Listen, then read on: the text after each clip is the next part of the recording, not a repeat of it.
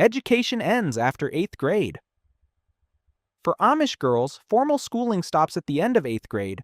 That is not a choice. It is the expected path for every girl in the community. The reasoning behind it comes from the Amish belief that everything a woman needs to know for her role in life can be learned at home, not in a classroom. After 8th grade, girls begin learning the practical skills that will define their adult lives: cooking, sewing, preserving food, managing a household, and caring for children.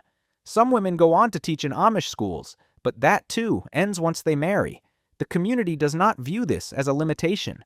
From their perspective, the household is the woman's domain, and mastering it is as serious and demanding as any outside career.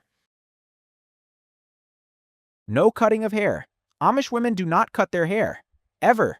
This rule comes directly from Scripture, specifically from the belief that a woman's hair is her covering and that cutting it dishonors that principle. Hair is grown throughout a woman's entire life and is kept pinned up under a prayer covering at all times in public. It is never worn down outside the home. The length itself is not something to show off or celebrate. It is simply maintained as an act of religious obedience. From the outside, this can seem extreme, but within the community, it is understood as one of the most basic expressions of faith and submission to God's design. The prayer covering. At all times outside the home and often within it, Amish women wear a prayer covering over their hair. It is a small white or black cap, usually made of fine fabric, worn pinned to the top of the head. The color often signals marital status. White coverings are typically worn by married women, black by unmarried women, though this varies by community. The covering is mandatory and not a fashion choice. It is rooted in the same biblical passage that governs the no-cutting rule and serves as a constant, visible reminder of a woman's spiritual role and her place within the community's order. The bonnet. In addition to the prayer covering, Amish women wear a bonnet when going outdoors. The bonnet is larger and more protective than the prayer covering underneath it. It shields the face and frames it in a way that discourages attention. Unlike the prayer covering, which is a religious symbol, the bonnet serves a more practical purpose of modesty in public settings. Different communities have slightly different bonnet styles, but the principle is the same everywhere. A woman's appearance in public should draw no attention to herself. The bonnet enforces that. Dress length and style. Amish women wear plain, solid-colored dresses that fall to at least the calf. The exact length varies slightly between communities, but the rule is always the same: nothing above the knee and usually well below it. Dresses are made from simple fabrics in muted colors, without patterns, decoration, or anything that could be considered ornamental. The cut is modest and loose. There are no form-fitting garments. The same modesty principle applies to sleeves, which must cover the arms. These guidelines exist to prevent vanity and keep the focus off the body. What a woman wears is not meant to express her personality.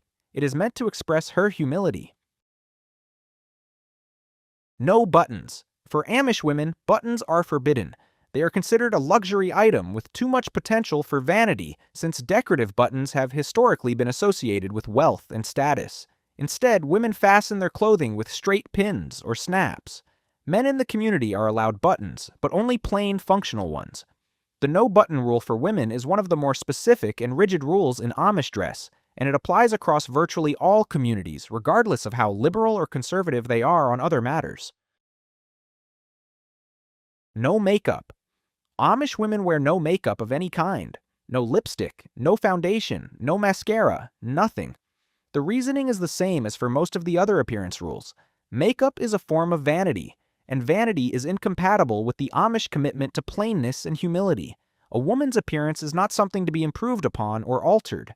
The Amish word for their approach to life and dress is plain, and they use it with pride. It is not meant as an insult. It is a philosophy. What you look like naturally is what God gave you, and that is enough. No photography. Amish women, along with all members of the community, are generally forbidden from being photographed. The rule comes from the biblical prohibition against graven images, which the Amish interpret broadly to include photographs. Posing for a photo seeker is considered an act of pride. Some communities are stricter than others. In the most traditional communities, any photograph is forbidden. In slightly more moderate ones, candid shots may be tolerated, or photographs where the face is not clearly visible. But in no Amish community is a woman expected to smile for a camera the way outsiders might. As a result, there are almost no personal photographs in Amish households, no family albums, and no visual record of ancestors going back generations. No jewelry. Amish women wear no jewelry, no rings, no earrings, no necklaces, nothing. This includes wedding rings. When an Amish woman gets married, she does not receive an engagement ring or a wedding band. A diamond ring in particular is seen as a symbol of vanity and wealth, two things the Amish community actively rejects. The marriage itself is the commitment. A ring is not needed to prove it. For women coming from outside the Amish community, this is often one of the most surprising rules, but within the community, it is simply understood as part of what it means to live plainly. Bundling before marriage. Before an Amish couple gets married, they participate in a practice called bundling. This involves the engaged couple spending a night in the same bed together, but with strict rules in place. There is no physical contact of any kind, no kissing, no hugging, no sexual activity. The purpose is conversation. The couple is expected to spend the night talking, getting to know each other in a way that daytime courtship under community supervision does not allow. The Amish believe this practice helps a couple decide whether they are truly compatible before committing to marriage. It sounds unusual from the outside, but within the community it is considered a serious and meaningful tradition, not something casual. Dating only in public. Before bundling and before marriage, all Amish courtship takes place in public. A couple is not permitted to spend time alone together. Every date happens in a setting where other community members are present.